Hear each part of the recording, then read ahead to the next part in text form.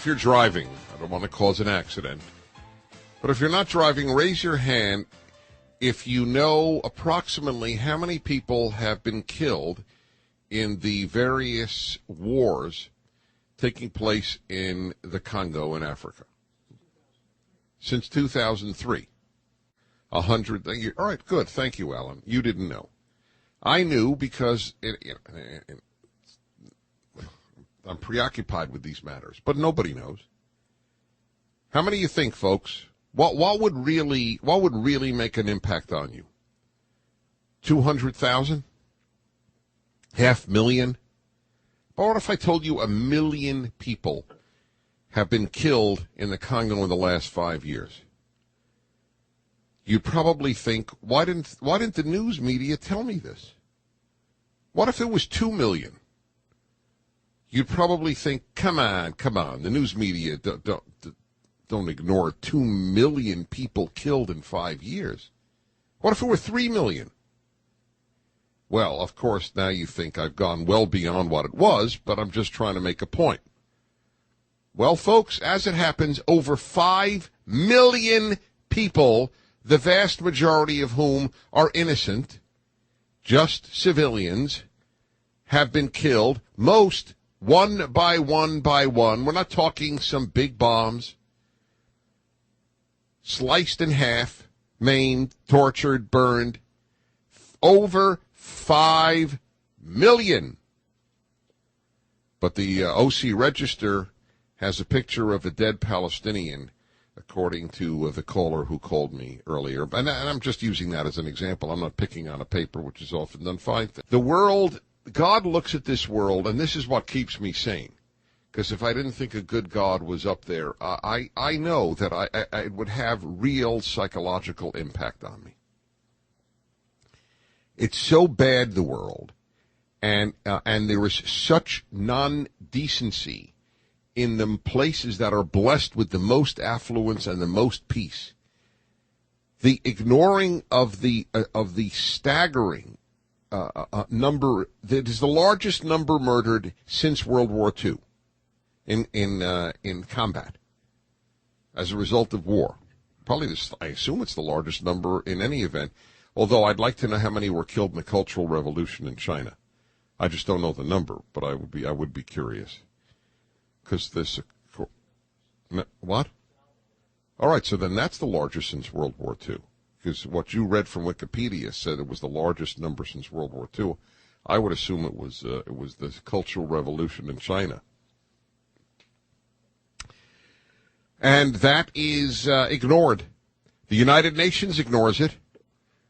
But the president, the Nicaraguan communist, calls this a monstrosity. Has he ever had a word to say about the Congo? Somebody should, let's see, if that's perfect. 5 years, 1 million a year. Somebody do the arithmetic, seriously. Somebody do the arithmetic with a calculator here. 1 million divided by 365. And as soon as you get me the number, I want to make that known. How many Palestinians is it now? About 400, and everybody acknowledges the majority of whom have been, in fact, the Hamas terrorists, who, of course, stay among people. And even when the people are warned to please leave, we want to kill the terrorist. Something new in the history of warfare. You have it.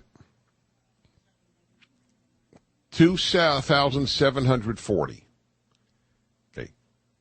So now, bear with me. 2,740. Would you please divide that by 24? And the result? 114. For the last 5 years, every 3 hours, the number of people in the Congo killed equals the number of people killed in the entire invasion of Gaza. Every 3 hours for the last 5 years. Did you know about it?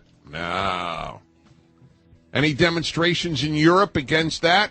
No. You know why? Because it's blacks killing blacks, and that doesn't bug the left. And we go to Paul in Los Angeles. Thank you for calling, Paul. This is Dennis Prager. Dennis, I'm a little troubled by your discussion here. I'm glad you're bringing up the situation in the Congo, but this situation has been going on for years and years, and it has received, shockingly amount of or no coverage by all media. And the bias you're accusing the left-wing media of for not covering this and focusing time on the deaths in the Palestinian territories, you're just as guilty as they are. I mean, how much time have you spent covering this up until today? Well, I have mentioned the Congo at least a dozen times. Have you ever had any, have you ever... No, but let me explain the difference and tell me if you think that this is persuasive. It may not persuade you.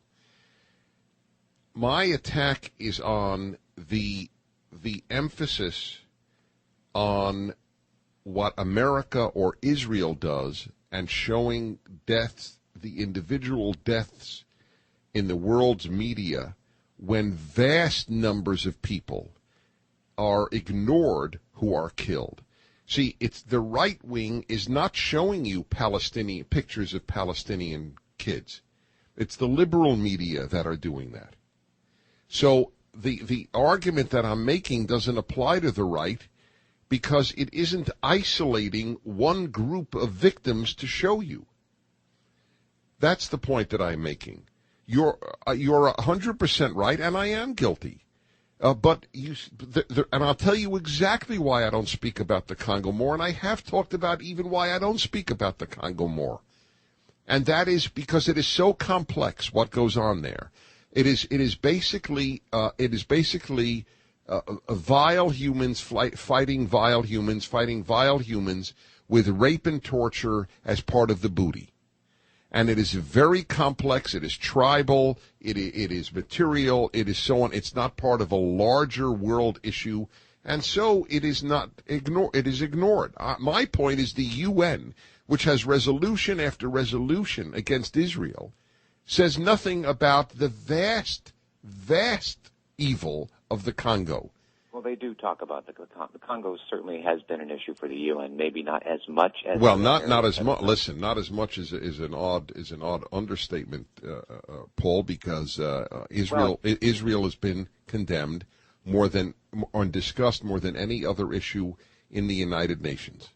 I understand your first reasoning, the difference between the right's coverage of this and the left's, but to say it's too complex is a pretty weak argument. No, it's not weak at all because it's basically jungle warfare. But no, the situation in the Middle East is so unbelievably complex. Not at all. No, I don't think it's complex. You have all. Oh no, it's the simplest dispute. No. That's.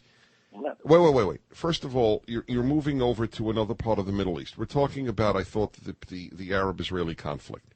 That is not complex at all as it happens, Paul.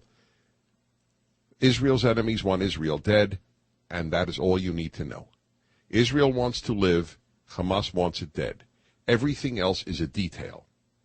What they want is, and it has worked perhaps in your case, and you're a good man because you care about the Congo, but it has worked with most people to tell, well, it's really complex. They're really, you have to analyze what's happened since 1948 and so on. It is not complex.